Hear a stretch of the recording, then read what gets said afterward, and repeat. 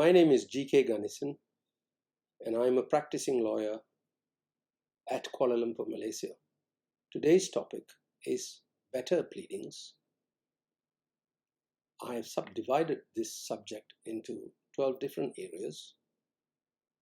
The first area would be pleading a statement of claim.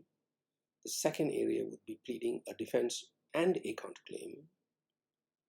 And the third area would be matters that you should think about when your pleadings reach the highest appellate court.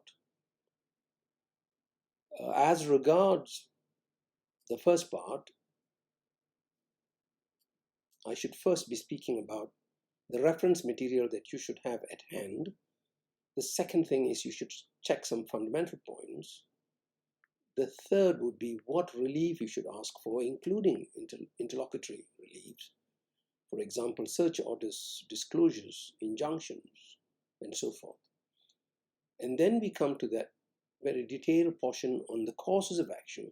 I've given two examples. One is a breach of contract. I've explained how you plead that. The second is a breach of tortious duties. I've given examples. I deal with other matters.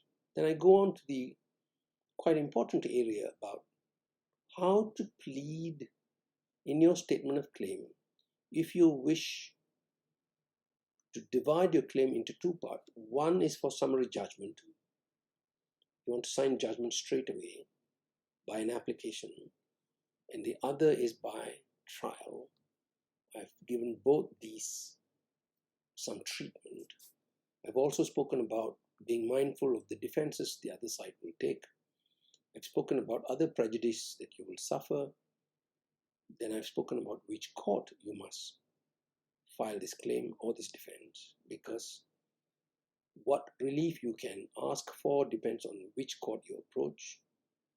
And then there is a short discussion of how to file a defense and a counterclaim and any reply. So the first thing that you have to have next to you is reference material. You should have the relevant Parliamentary Act.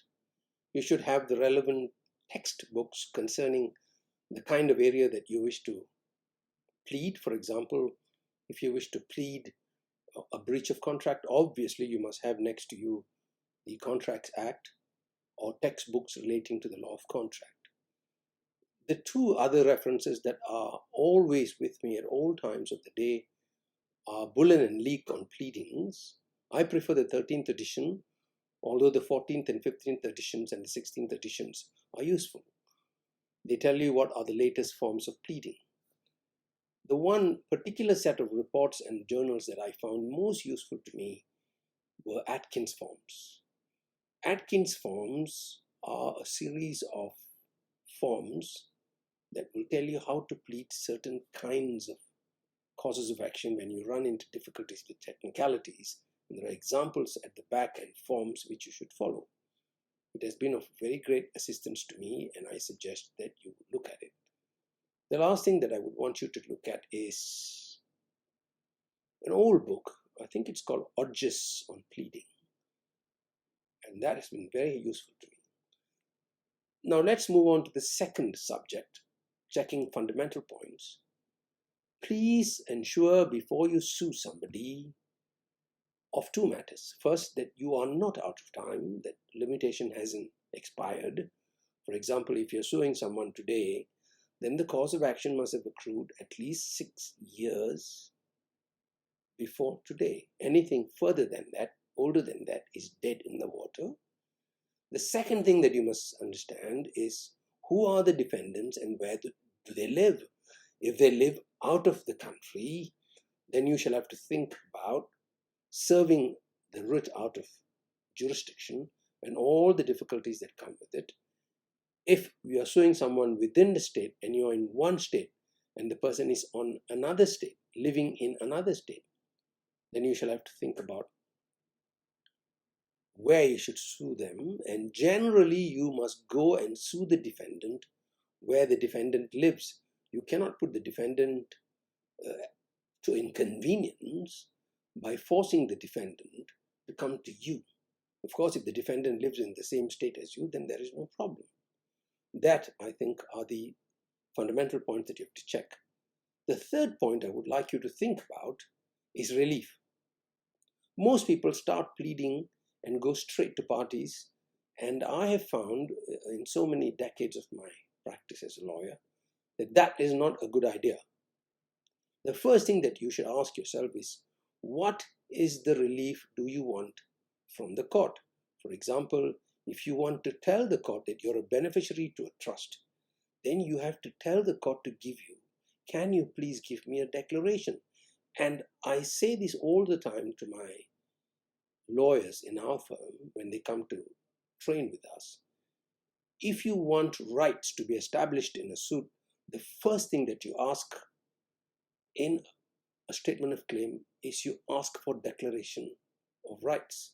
You ask for a declaration either that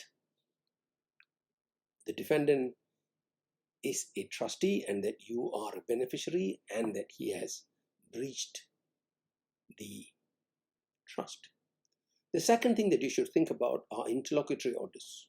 Sometimes when you file a writ against someone or a suit against someone, the first thing that you would want is an injunction to restrain the person from doing certain things. And so if you are going to plead injunctions, you have to think about the fundamentals of injunctions, and you have to think about the formulaic words that are at the back of the rules of court, which you're required to use in your relief. You've got to use those words, and you might want to have to give in the body of your pleadings an undertaking as to damages. And if you are asking for an injunction, you must be as narrow and as precise as possible. You cannot ask the court for a very generally worded injunction because the courts will not give you an order that is too broad. Therefore, think about those things. The next thing that you have to think about is damages. Some damages can be quantified and other damages cannot be quantified. They have to be proven by evidence. Those damages that can be quantified precisely are called special damages, and you will not get special damages unless you specifically plead for special damages. So do not forget that. As far as general damages are concerned, please remember you have to give particulars of your pleadings about damages, what damages you've suffered, how long you've suffered, what is the approximate quantum, so that the court and the defendant, when they read your pleadings, have some idea about what is involved. The next thing that you should worry about in your relief is costs.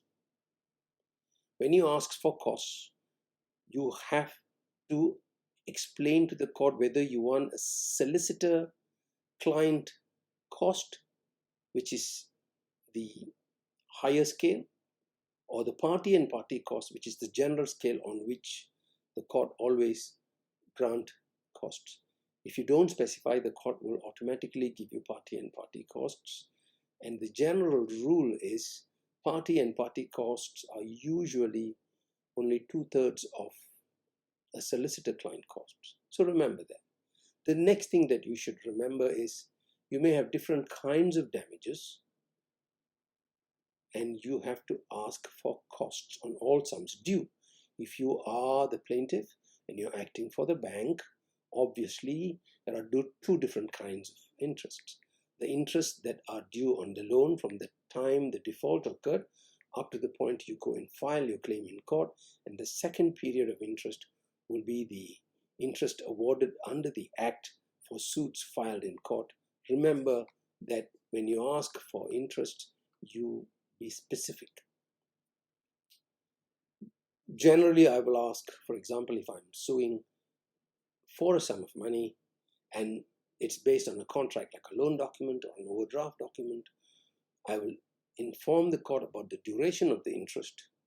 From the breach to the filing will be one set of costs. From the filing to the due payment after judgment is given would be a second period. Then you have to remember a third thing which most people forget. When you ask for costs, is it not true that if costs are ordered and the defendant delays in paying back the costs, interest accrues? Of course, the law allows that. And what you do need to do is to inform the court that you need interest on cost. Now, there are other orders that you may ask for. For example, if the person is a trustee, you may ask that person to account or make disclosure or to appoint receivers and managers. You have to look at the rules about what these things are, how they have to be pleaded, what has to be satisfied, and make sure all of them go into the pleading. And then there is a final part in a pleading. If you look at it in a claim, it will be what is called a residual relief. And it will sound something like this: such further or other relief, directions, or orders as the court deems fit and necessary. Well, these are things that the parties haven't thought about at the time they filed, and therefore they ask for other directions so that the court has wider powers than all the other relief that you're asking for.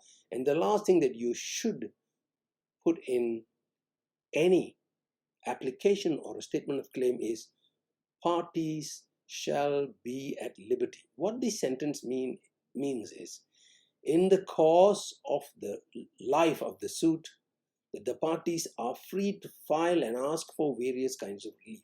So these are the finer points of pleadings. Now let's move on to, remember we spoke about the main pleadings, damages and so on. And then I said you must ask for interlocutory pleadings. For example, if you're asking for an injunction, what would you do? The first thing that you would think about is serious issues to be tried. You don't have to write that in your pleadings, but you have to be conscious of that. Serious issues to be tried. You have to say in your pleadings that the threat is imminent, that there is a threat of breach, or there is a breach already and the damages are there, that you're being prejudiced, it's imminent. It cannot be compensated by costs because the court will not give you an injunction if any damages that you suffer can be compensated in monetary terms. And then you have to speak about undertakings. You have to talk about the disclosures. You will be forced to make disclosures. You have to come to court with clean hands. You cannot be accused if you fail to disclose some matters. The defendant will say you have not been truthful to the court. So you have to be very truthful. You have to disclose all the important points. For example, if you're asking for search orders, for example, Anton Pillar orders, there are procedures involved in Anton Pillar orders. You have to go and look for all these technicalities and put them in. Now let's come to the causes of action. It's not a good idea to put very many causes of action in one set of pleadings. It tends to make the pleadings very long. The courts tend to get oppressed. They have to read a lot, and the court may get lost in a thicket of details. So please don't go and file pleadings which are hundreds of pages long, because nobody is going to read it, because nobody has got the time. Least of all the judge. Be crisp, be sharp, be precise. Tell the court exactly why you want, what you want, and how much you want. Explain all the necessary facts. Now, take for example a breach of contract. The first thing that you have to say is this is a claim in contract for breach of contract, and then you have to explain to the court in very brief terms, less than 20 words, what the contract is about. You might say this was a contract for the conveyance and supply of cocoa or raw materials. Then you have to explain to the court what were the essential terms, and the terms that you're going to speak about must be essential. If the terms are merely breach of warranties, you can't ask for particular kind of damages, or certain relief are not afforded to you. So please be careful. The next thing that you want to speak about is you must straight away tell the court that there is a particular term and it is a fundamental, crucial term, and put down the term straight away to that court and explain to the court why it's important. And then you must plead that the defendant breached this particular clause, and then you must particularize how he breached it. And when you particularize, there are two things that you have to do. What the defendant should have done but did not do, and secondly, what is it that he did do which breached the contract. So you have to particularize, and you have to be very careful how you say it. The next thing that people forget, most lawyers forget, and I have in my time struck out cases filed by very, very senior lawyers because they've forgotten to put in causation. So if you're filing a tortious claim, you must say, but for the breach of the defendant, the plaintiff would not have suffered losses. It's a but-for test. Whereas for a breach of contract, in Malaysia, it's Section 74. In England, it's Hadley and Baxendale. In other jurisdictions like Australia, in New Zealand, there are equivalent tests. So if you are filing a claim for breach of contract, the first thing that you have to do is you have to tell the court that there was a causation. There is a link between the breach and the losses that you have suffered. And there are two kinds of losses that you could have suffered. One was the usual losses. Under the Hadley and Baxendale test, it must be something that naturally arose in the usual course of things from the breach. So you have to say the damages that the plaintiff has suffered, firstly, naturally arose, secondly, in the usual course of things, thirdly, from the breach. Sometimes the damages that your client as the plaintiff would have suffered would have been what are known as consequential damages. Remember the Victoria Laundry case? There the plaintiff was asked the defendant to build a boiler to wash clothing, and the idea was if this particular venture was successful, the plaintiff would get contracts from the armed forces, as a result of which the plaintiff intended to make greater profits, and this was informed to the defendant. There was a defect in the way they did it, and the plaintiff lost the contract and asked for consequential damages. And the question that arose was, did the defendant know at the time that he entered into the contract that the plaintiff was going to go and ask for extra work, had already gotten extra work, and that they would use this particular boiler? If they knew about it and they were conscious of the fact that the plaintiff would suffer that kind of damages, then if they breach the contract in making this boiler for the plaintiff, they have to pay extra damages known as consequential damages. But of course, if they didn't know at the time they made the contract, remember this, the knowledge of the defendant must be fixed at the time of the making of the contract, not afterwards, and the knowledge must be specific and material. Otherwise, you can't ask for consequential damages. The next thing that you have to do is you have to give details of the damages. For example, if you suffered losses as a result of asking the defendant to deliver cocoa to you, you have to show that you have paid so much money and that money could not be regained from the defendant. You had entered into a forward contract with someone else to resupply, and that cost you a certain sum of money that could not be recovered.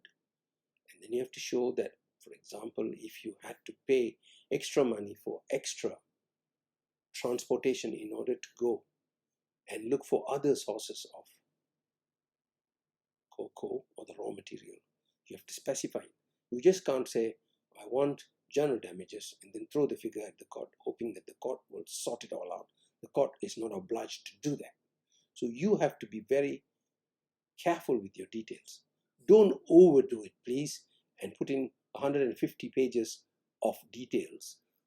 Please use annexures at the back when you think it's more than 100 folios or 100 words.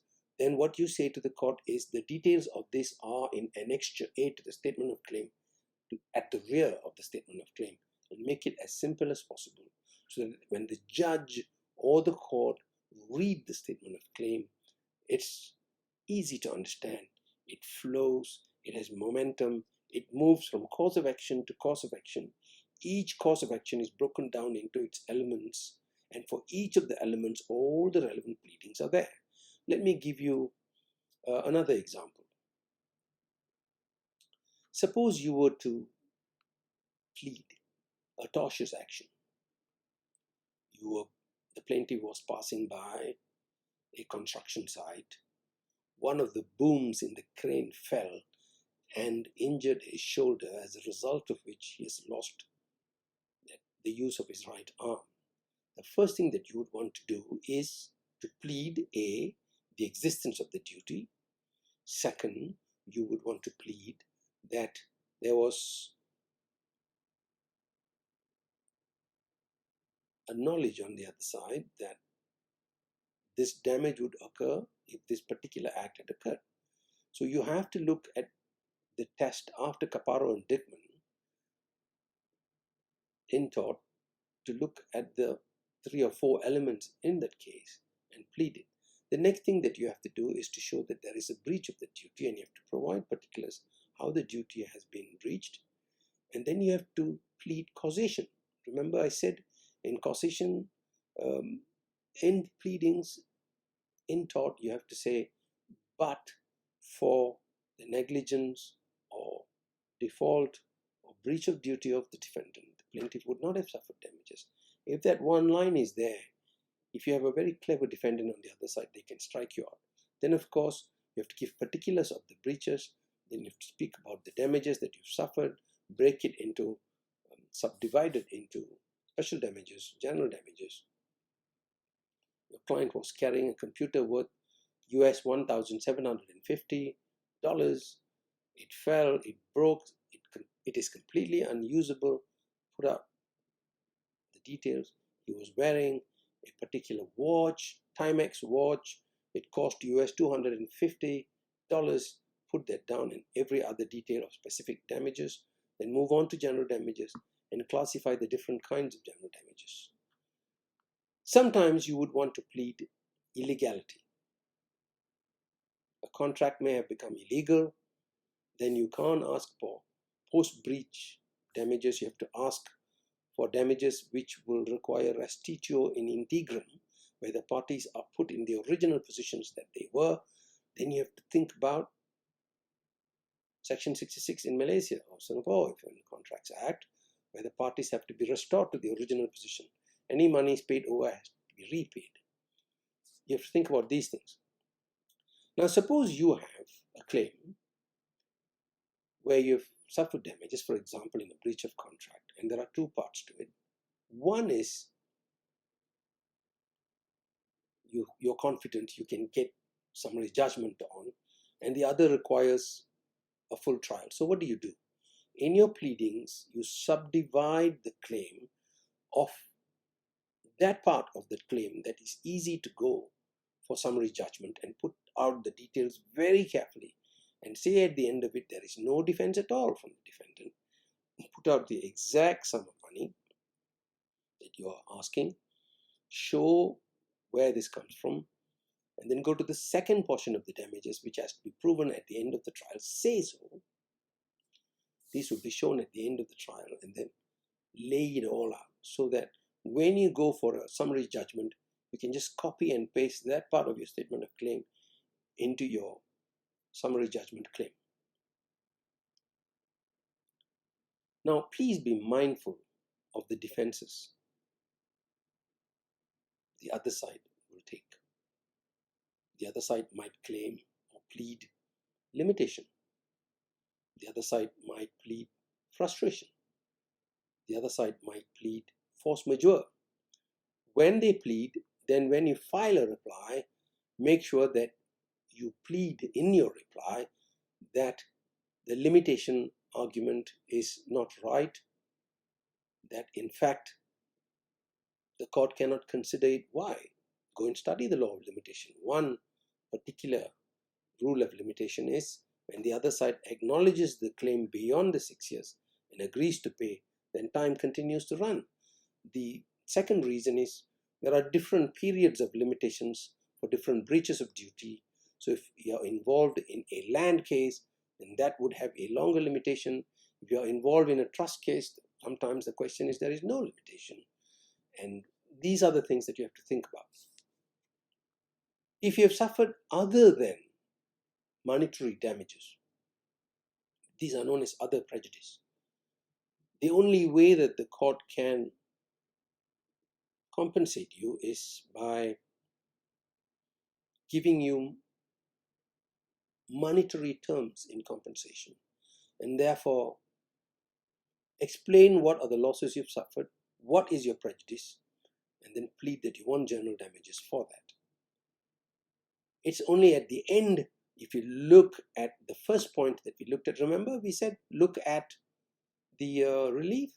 It's only at the end that you are required to think about which is the court that can give you an injunction. In the old days in our country, the lower courts, the subordinate courts, could not grant an injunction. And if we wanted an injunction, we had to go to the High Court. So if you're in Australia, or in New Zealand, or in Hong Kong, or in India, or in any of the common law jurisdictions all across the world, determine which court can give you the kind of damages or the relief you're asking. And if the court cannot give you, the subordinate courts cannot give you, then there's no point in filing an action in the subordinate courts. Sometimes the claim is less than a minor sum of money, for example, US 1,000. Then you can't file it in the subordinate courts as well. You have to go to the consumer court.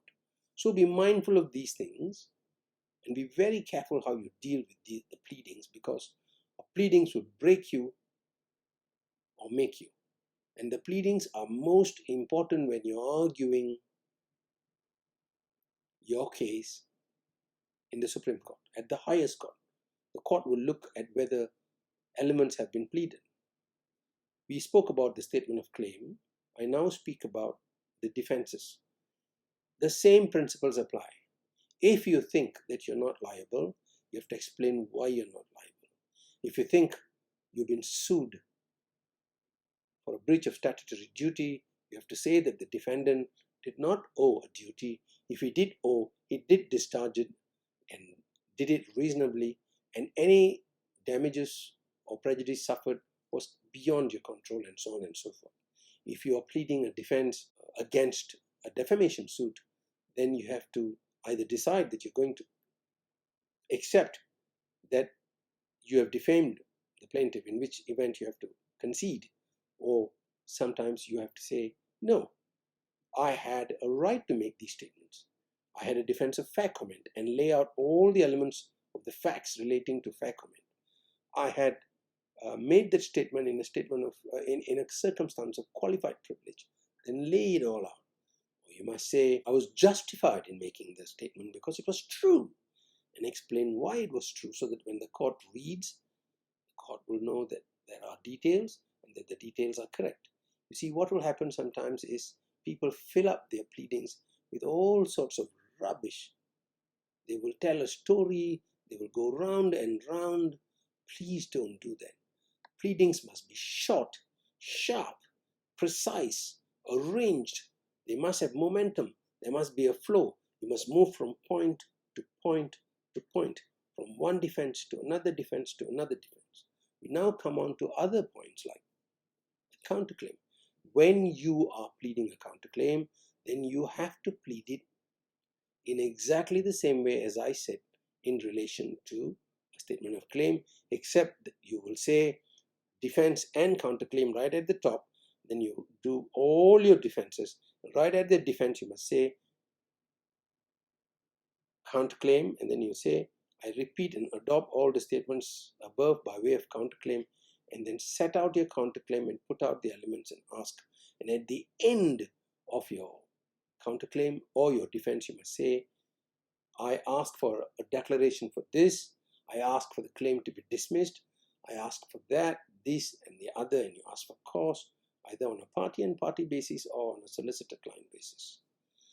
Remember this, as I leave, I tell you this. The pleadings will be helpful in two places. One, during trial. Because if you get stuck, you can open your pleadings and you can cross-examine an opponent's witness just using your pleadings. If you're stuck during cross-examination of a plaintiff's witness and you are a defendant, you can open your counterclaim or a defense and cross-examine them step by step, and the court can keep up. And finally, when you end up before the Supreme Court or the federal court or the highest appellate court, the courts will basically look at what you've asked for and what you're asking on appeal and whether the two things dovetail.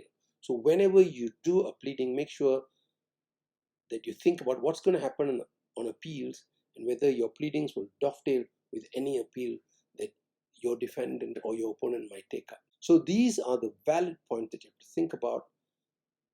What I have done is I have written an essay on it in my website called Paradox. It's in gkg.legal. Please like this video, please subscribe, and that's it. We've come to the end. Have a good day.